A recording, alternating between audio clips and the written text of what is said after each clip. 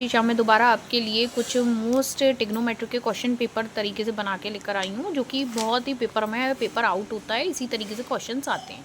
First ये आपको पता है कि मैं 1 घंटे का टाइम दे रही हूँ। सेक्शन ए में मैंने 1 मार्क्स के क्वेश्चन रखे हैं। Find the value of the sine theta degree और find the value of the cos 60 degree.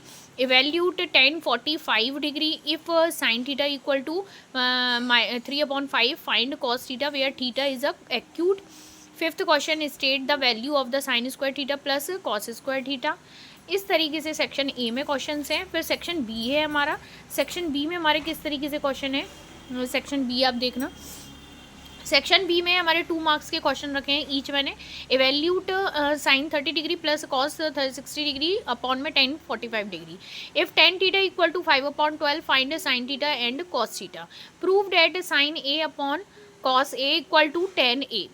ठीक है। 9th question find the value of the sine 45 degree cos 45 degree plus cos square 45 degree. ठीक है। 10th question है ladder 10 metre long leans and against a wall making an angle. ठीक है। इस तरीके से करना है। Section B, section B, section A, section B. उसके बाद हमारा नेक्स्ट आता है, उसके बाद हमारा आता है सेक्शन सी। इसका पूरा एक जो मैं अभी ये क्वेश्चन बोल रही थी, इसका पूरा कंप्लीट करें पहले। An angle of the 60 degree with the ground find the height reaches by the ladder.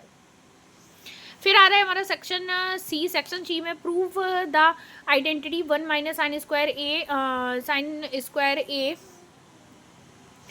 Upon में cos A equal to cos A. ठीक है। Tree cos theta, a tree of the cost of the shadows cast of the shadow of 8 meter if the angle of the elevation of the top of the tree is 45 degree find the height of the tree। मैंने trigonometric में आपके section A question, section B question में और section C में भी question most important question हैं जो कि पेपर में आउट होते हैं और पेपर में आते ही हैं। इस तरीके से मैंने पेपर बनाया है, तो आप करने की कोशिश करना।